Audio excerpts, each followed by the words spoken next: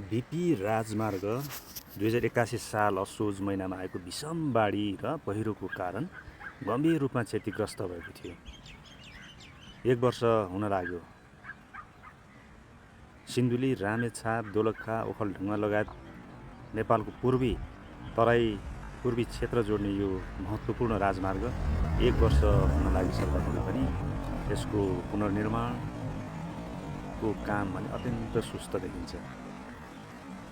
यसो हेर्दा एउटा दुईटा डोजरले काम गरिरहेको छ, कहिले काम सम्पन्न होला जस्तो पनि लाग्छ।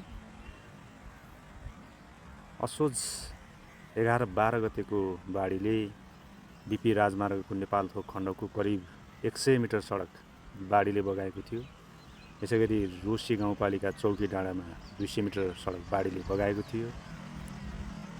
सुनकोशी गाउँपालिकाको लगभग 50 मिटर सडक भाँसिएको थियो।